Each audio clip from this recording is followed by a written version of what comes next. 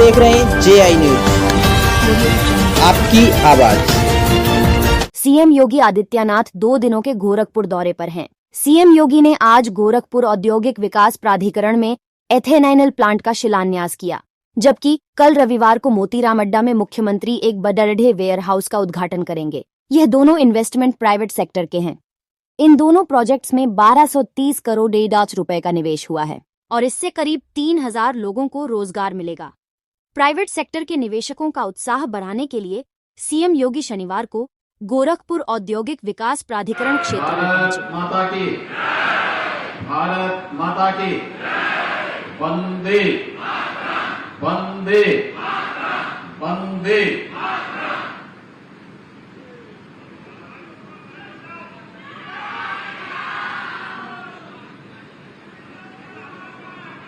आज के इस कार्यक्रम में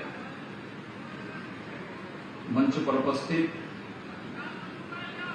प्रदेश सरकार के जल शक्ति मंत्री श्री स्वतंत्र देव सिंह जी, भारतीय जनता पार्टी के प्रदेश के उपाध्यक्ष और विधान परिषद सदस्य डॉक्टर धर्मेंद्र सिंह जी, माननीय विधायक सहजनवा श्री प्रदीप शुक्ला जी, माननीय विधायक ग्रामीण श्री विपिन सिंह जी, जिलाध्यक्ष युधिष्ठिर सिंह जी, पूर्व विधायक श्री JM सिंह जी, अश्वनी त्रिपाठी जी, अनिल सिंह जी, केआन कृष्णदीश के प्रबंध निदेशक श्री विनय कुमार सिंह जी, भारतीय स्टेट बैंक के general manager Shri Anand Vikram Singh ji, DGM Shri Sanjeev Kumar ji, आज के इस कार्यक्रम में उपस्थित इस विधानसभा क्षेत्र से जुड़े हुए और गीला क्षेत्र से जुड़े हुए सभी हमारे उद्यमीगण, यहां के नागरिकगण और उपस्थित भाइयों बहनों, आज यहां पर केआन डिस्टिलरी के माध्यम से 1200 करोड़ रुपए की निवेश परियोजना की आधारशिला रखी गई है। मैं इस अवसर पर इस पूरी परियोजना के लिए इसे फाइनेंस करने के लिए भारतीय स्टेट बैंक को धन्यवाद करते हुए इसके प्रबंध निदेशक श्री विनय कुमार सिंह जी और उनके परिवार के सभी सदस्यों को हृदय से बधाई देता हूं और अपनी शुभकामनाएं देता हूं। भाइयों बहनों, यह इथेनॉल का अत्याधुनिक प्लांट लग रहा है जो सड़े हुए अनाज से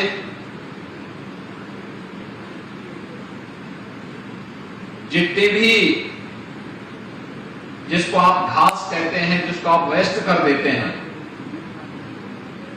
ये सभी से मिलाकर के इथेनॉल बनेगा।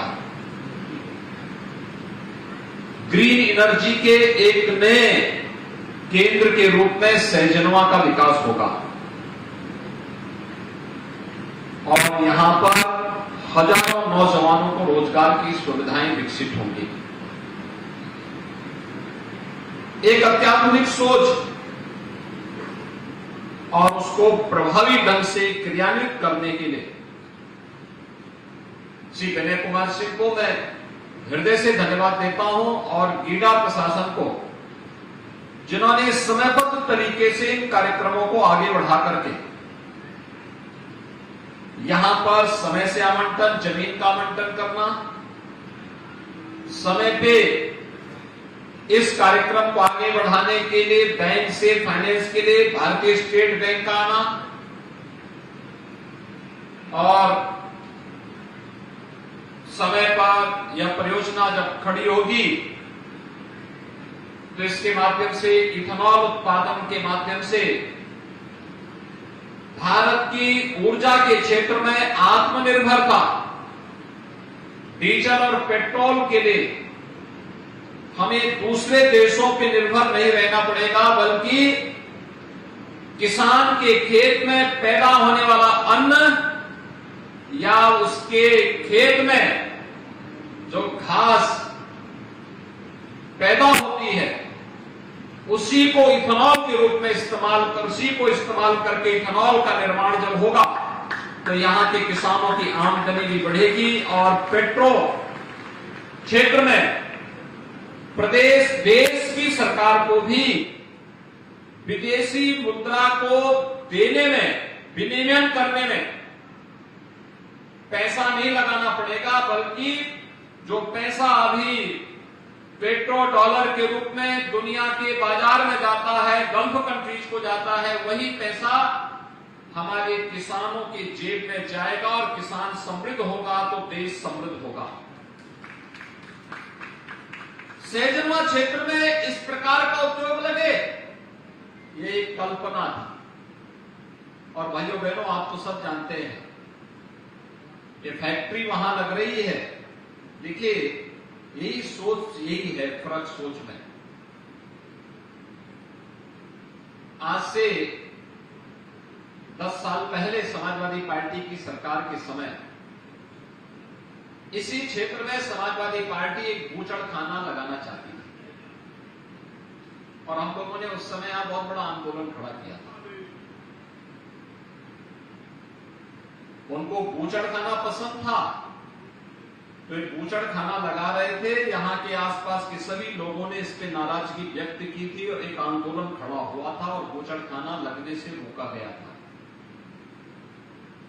आज इसी क्षेत्र में किसानों की आमदनी को दोगुना करने के लिए और कई गुना बढ़ाने के लिए एक इथेनॉल प्लांट का, अत्याधुनिक इथेनॉल प्लांट का आधारशिला रखी जा रही है और इसके माध्यम से विकास की प्रक्रिया के साथ सहजनवा को, गोरखपुर को, पूर्वी उत्तर प्रदेश को और प्रदेश को आगे बढ़ाने का कार्य हो रहा है। भाइयों बहनों, मैं भी देख रहा था यहां पे एक डेयरी का भी निर्माण हो रहा है। यहां पर एक नया उद्योग पाइप निर्माण की, उसके निर्माण का उद्योग भी यहीं पर लग रहा है। यानी ये दो बड़े उद्योग पहले से यहां पे लग रहे हैं और एक तीसरा उद्योग यहां लग रहा है। सोचिए, यहीं पर 10 साल पहले समाजवादी पार्टी की सरकार बूचड़खाना लगा करके इस पूरे क्षेत्र को प्रदूषित कर देती, कोई अन्य उद्योग नहीं लग पाता, लोगों का आना जाना दूभर हो जाता, किसान अपने जानवर को बचाने के लिए मजबूर होता और ऊपर से मनुष्य नहीं, चील और गिद्ध मंडराते हुए दिखाई देते।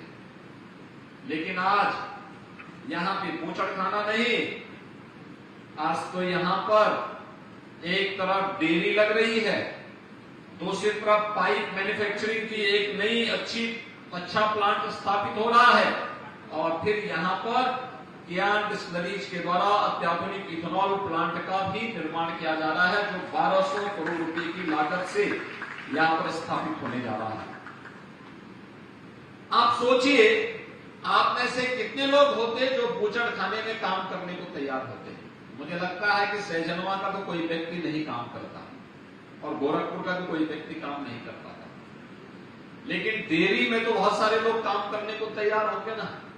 डेयरी तो आधुनिक डेयरी है और दुग्ध कलेक्शन, गांव-गांव में दुग्ध समितियों का गठन करके भी आप उसके माध्यम से भी उसके साथ जुड़ सकते हैं। दुग्ध समितियों का गठन करके और उस दुग्ध को, वहां से दूध को गांव में एक जगह इकट्ठा करके वहीं से चीनी प्लांट में ले जाना और फिर वहां से डेयरी में पहुंच जाना।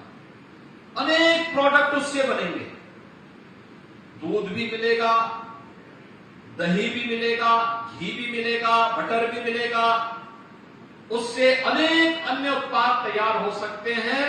और ज्ञान डेयरी जो यहां पे अपनी डेयरी स्थापित कर रही है, प्रदेश की एक प्रतिष्ठित डेयरी है, पश्चिमी उत्तर प्रदेश में इसने अपना बहुत अच्छा विस्तार किया है, बहुत अच्छा काम कर रही है और वह डेयरी यहां पर विकास के माध्यम से किसानों को भी समृद्ध करेगी और यहां के नौजवानों को रोजगार भी देगी। पाइप जल जीवन मिशन के अंदर आज हर घर नल की योजना प्रधानमंत्री मोदी जी के मार्गदर्शन में प्रदेश के अंदर बिछाई जा रही है। अब तक की सबसे बड़ी योजना है और उसके लिए आधुनिक क्वालिटी के पाइप बने। आप सोचिए, जो पाइप आपको पानी पिला रहा है वह पाइप पता नहीं कहां से आता था, आपको भी नहीं पता, लेकिन अब आप ये कह सकते हैं कि हमारे यहां जो पाइप बिछाया जा रहा है ये पाइप भी हमारे सैजनवा में बन रहा है। उस प्रकार का उद्योग भी इसी सैजनवा में स्थापित हो रहा है। अभी तक आपको पता नहीं कि आपकी गाड़ी में जो डीजल और पेट्रोल भरा जा रहा है ये कहां से आ रहा है, लेकिन आने वाले समय में जब इथेनॉल के वाहन आपके यहां चलेंगे और आपके यहां जो थोड़े बहुत मात्रा में अभी तक इथेनॉल उसके साथ मिक्स करने की व्यवस्था दी गई है, जब इसकी संख्या और बढ़ेगी आप भी कह सकते हैं कि इथेनॉल कहीं और से नहीं, हमारे सैजनवा में ही इसका निर्माण हुआ है और हमारी गाड़ी इससे चलती। ग्रीन एनर्जी का एक नया माध्यम बनेगा। प्रदूषण कम होगा। पेट्रोल और डीजल से जो पॉल्यूशन होता है वो खतरनाक होता है, लंग्स को खराब करता है, बहुत खतरनाक प्रदूषण होगा। लेकिन इससे इथेनॉल से जब जो वाहन चलेंगे उससे पॉल्यूशन कम होगा और उससे जो कार्बन मोनोऑक्साइड निकलेगी वह उतनी खतरनाक नहीं होगी, जो कि मनुष्य के स्वास्थ्य के लिए बहुत खतरनाक है। यानी जिसको आप कल तक वेस्ट कहते थे, फेंक देते थे, वह भी आपको एक नाम देगा और उसका एक माध्यम बनेगी, यह कियान डिस्टिलरी। भाइयों बहनों, पिछले 9 वर्ष के अंदर देश के अंदर आपने बदलती हुई तस्वीर देखी है। भारत के बारे में दुनिया का नजरिया बदला है। भारत विकास की एक नई ऊंचाइयों को छू रहा है। भारत नए प्रतिमान विकास के स्थापित कर रहा है। हमारा भारत आज दुनिया की 5वीं बड़ी अर्थव्यवस्था बन गया है। आजादी के अमृत महोत्सव वर्ष में भारत G20 के उन समूह देशों की अध्यक्षता कर रहा है जिनकी दुनिया में पूरी जिनकी ताकत है, जिनका अर्थव्यवस्था पर अधिकार है, जिनके पास सैन्य ताकत है, जिनके पास रिसर्च की ताकत है, उन G20 के देशों की अध्यक्षता भारत कर रहा है। इससे बड़ी सौभाग्य और भारतवासियों के लिए नहीं हो सकती है और ये प्रधानमंत्री मोदी जी के नेतृत्व में आज संभव हो पाया है। एक नए भारत का दर्शन भारत कर रहा है और इस नए भारत के दर्शन में हर भारतवासी के सामने एक संकल्प है। वह संकल्प है कि आगामी 25 वर्ष का एक कार्यकाल जो अमृत काल होगा, इस अमृत काल में हमें कैसे भारत का निर्माण करना है। उस विकसित भारत के निर्माण के लिए विकसित उत्तर प्रदेश आवश्यक है। उत्तर प्रदेश भारत की अर्थव्यवस्था का ग्रोथ इंजन बने, इस दृष्टि से उत्तर प्रदेश के नौजवानों को तैयार होना होगा। आज अंतर्राष्ट्रीय युवा दिवस भी है और अंतर्राष्ट्रीय युवा दिवस के अवसर पर युवा एक नशे से अपने आप को दूर करें, गलत संगति से दूर करें, एक सकारात्मक सोच के साथ आगे बढ़ें। विकास की एक सकारात्मक सोच, स्वस्थ प्रतिस्पर्धा की एक सोच और इस स्वस्थ प्रतिस्पर्धा की सोच के साथ अपने आप को जोड़ना, यह आज की सबसे बड़ी आवश्यकता है और इसी आवश्यकता के साथ आज उत्तर प्रदेश के अंदर डबल इंजन की सरकार कार्य कर रही है। आज से 6 वर्ष पहले उत्तर प्रदेश में निवेश करना एक दूर की कौड़ी थी। लोग डरते थे क्योंकि कोई व्यक्ति सुरक्षित ही नहीं था। जब व्यक्ति ही सुरक्षित नहीं तो उसकी पूंजी कैसे सुरक्षित रहेगी? व्यक्ति ही सुरक्षित नहीं तो पूंजी कैसे सुरक्षित? और इसलिए कोई आता नहीं था, जो पहले से आया था वो भाग रहा था। यहां से यूपी छोड़ के भाग रहा था। और भाइयों बहनों, पिछले 6 वर्ष पहले की स्थिति क्या थी? 6 वर्ष पहले उत्तर प्रदेश का नौजवान न उत्तर प्रदेश में नौकरी पाता था, और अगर उसने कह दिया कि मैं उत्तर प्रदेश का हूं तो देश के अंदर भी उसके लिए कोई ठोर ठिकाना नहीं था। लोग अपने अगल बगल बैठने नहीं देते थे, मकान नहीं लेने देते थे, किराया का भवन नहीं लेने देते थे, छात्रों को हॉस्टल में जाने में दिक्कत होती थी, अपनी पहचान छुपाने के लिए मजबूर होना पड़ता था। यही समाजवादी पार्टी, बहुजन समाजवादी पार्टी की सरकारों की संस्कार थे, जिन्होंने उत्तर प्रदेश के नौजवानों के सामने, उत्तर प्रदेश के नागरिकों के सामने पहचान का संकट खड़ा किया था।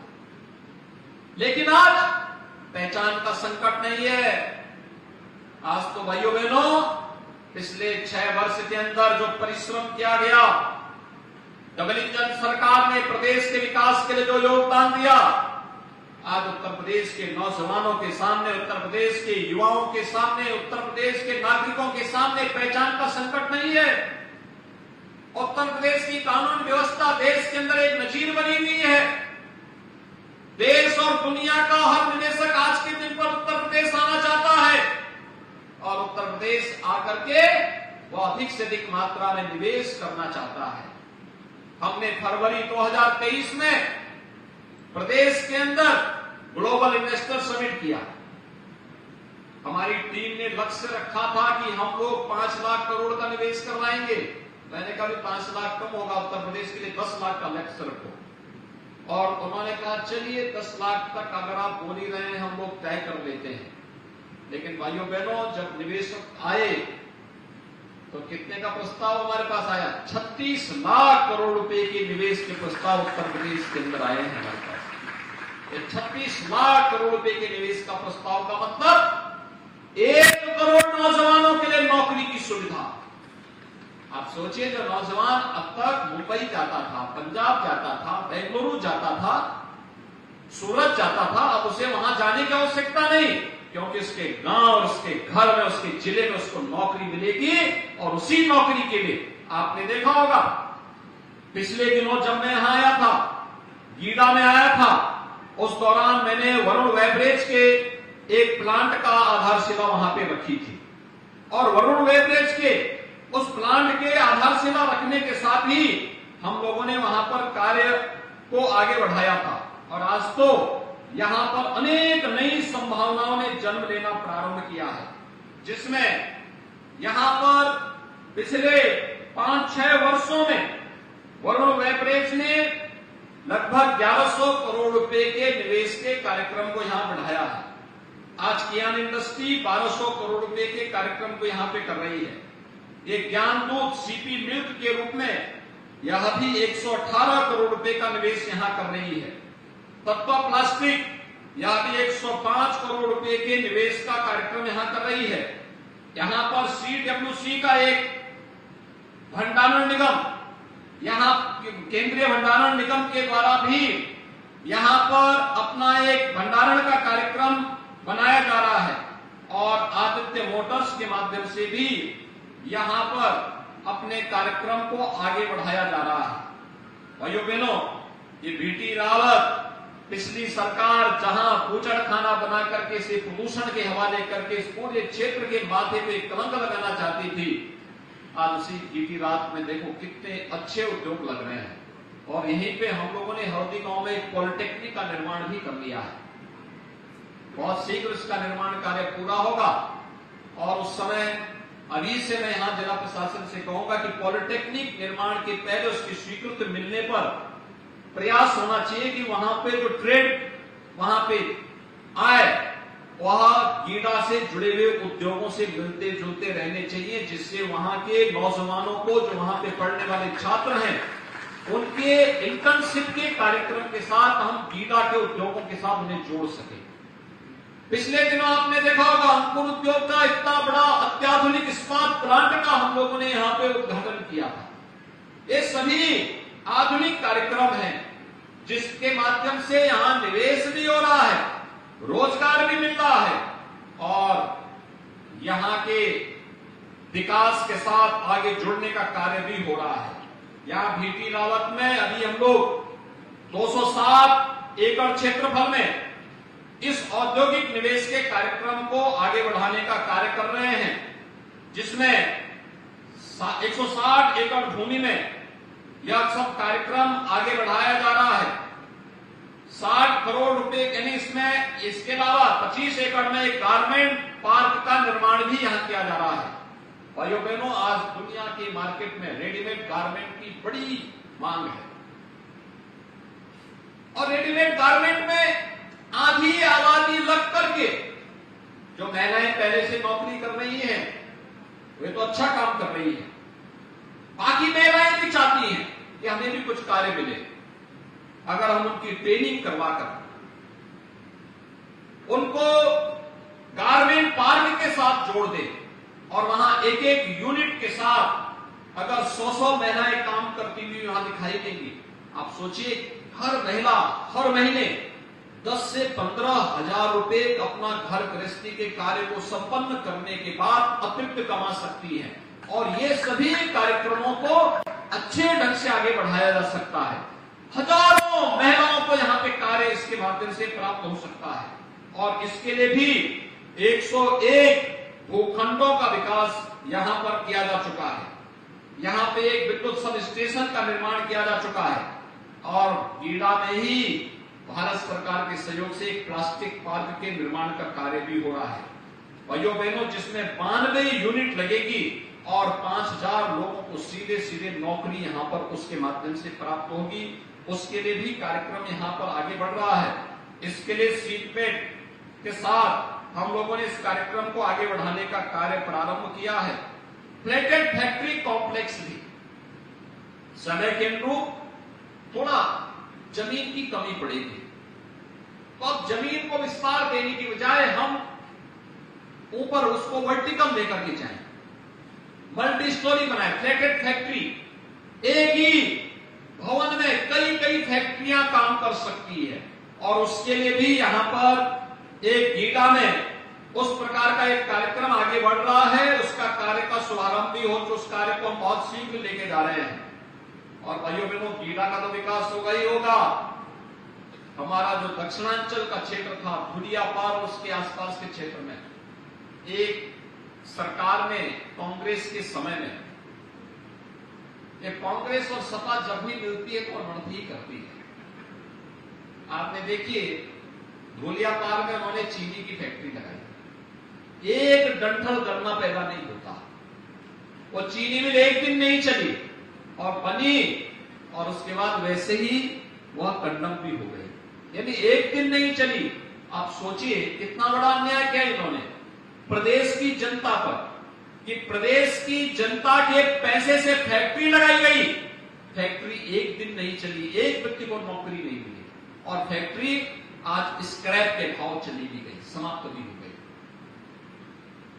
आज उसी क्षेत्र में लगभग 8,385 एकड़ भूमि में एक औद्योगिक नगर बसाया जा रहा है, जिसमें अनेक उद्योग लगेंगे और दक्षिणांचल के जो युवा अभी तक नौकरी के लिए बाहर जाने के लिए मजबूर होते थे, कोई थाईलैंड जाता था, कोई लाओस जाता था, कोई सिंगापुर जाता था, कोई म्यांमार जाता था, कोई कहीं और जगह जाता था, वहां जाने की आवश्यकता नहीं पड़ेगी।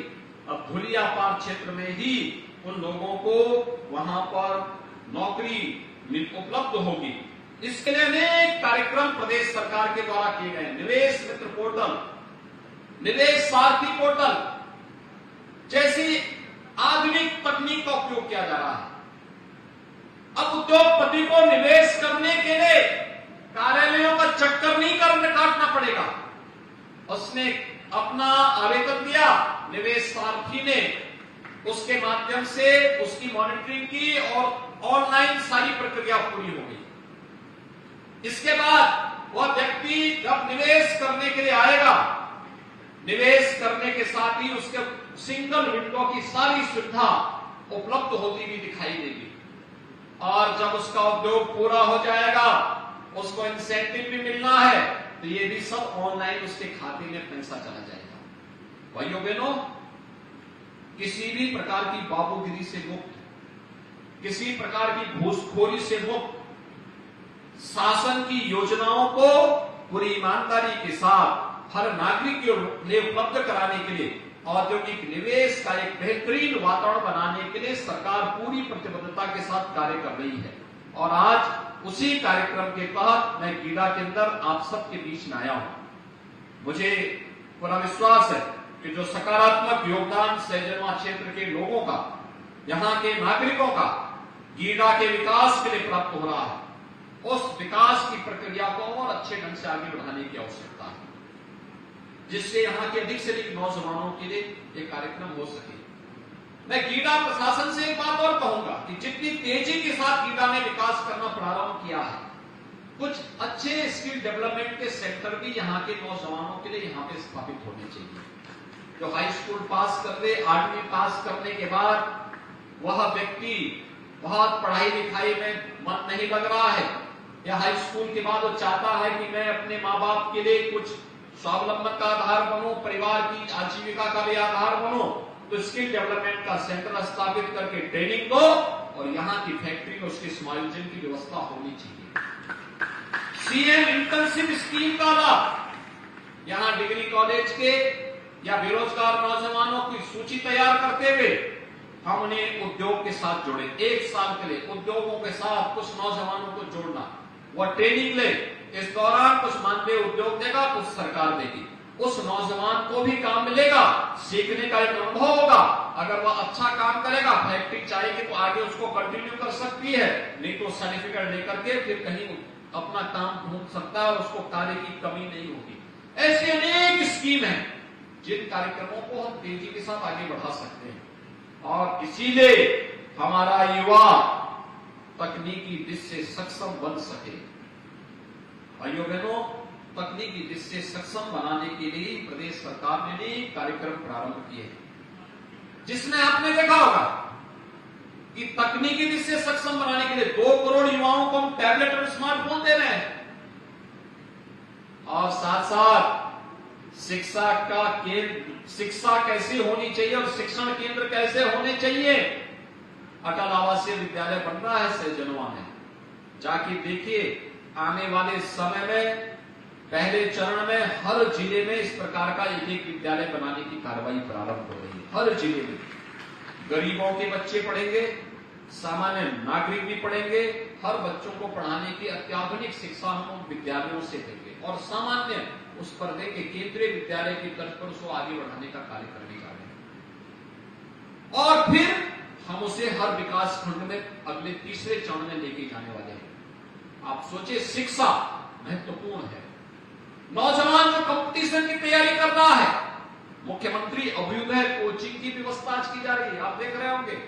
अनेक युवा, पिछली बार उत्तर प्रदेश लोक सेवा आयोग के जब परीक्षा परिणाम आए थे तो उसमें 93 नौजवान ऐसे थे जिन्होंने मुख्यमंत्री अभ्युदय कोचिंग से कोचिंग ली और फिर परीक्षा में उनका सिलेक्शन हो गया। वे आज उत्तर प्रदेश लोक सेवा आयोग के माध्यम से ट्रेनिंग ले रहे हैं और इसके बाद अपनी सेवाएं प्रदेशवासियों को उपलब्ध करवाने का कार्य करेंगे। मुझे पूरा विश्वास है कि आज जो निवेश हो रहा यह समयबद्ध तरीके से आगे बढ़ करके यहां के नौजवानों के लिए रोजगार के अनेक अवसर उपलब्ध कराएगा और किसानों की आमदनी को आगे बढ़ाने में, प्रधानमंत्री जी के विजन को आगे बढ़ाने में मदद करेगा। इसके साथ ही हम यह भी सुनिश्चित करेंगे, यहाँ पे एसबीआई के जीएम आए हुए हैं, मैं उनसे भी इस बारे में कहूंगा कि एसबीआई के द्वारा या बैंकर्स के द्वारा उद्योग में फाइनेंस करने की प्रक्रिया को और सरलीकरण किए जाने की आवश्यकता है, जिससे हर उद्योगपति तेजी के साथ निवेश की प्रक्रिया को आगे समयबद्ध तरीके से आगे बढ़ा सके और समय समय पर हम लोग रोजगार मेला लगा करके नौजवानों को, उद्यमियों को लोन की सुविधा उपलब्ध करवा सकें, तो उत्तर प्रदेश के सीडी रेशियो को हम लोग और अच्छा करने में हमें मदद मिलेगी। एक बार फिर से कियार डिस्टिलरी के आज के इस भूमि पूजन कार्यक्रम के अवसर पर श्री विनय कुमार सिंह के और उनके पूरे परिवार के सदस्यों को मैं हृदय से बधाई देता हूं, अपनी शुभकामनाएं देता हूं और विश्वास व्यक्त करता हूं कि यह उद्योग समयबद्ध तरीके से आगे बढ़ करके न केवल इस क्षेत्र के लिए बल्कि देश के लिए एक नजीर प्रस्तुत करेगा। आप सबके प्रति मेरी शुभकामनाएं। धन्यवाद। जय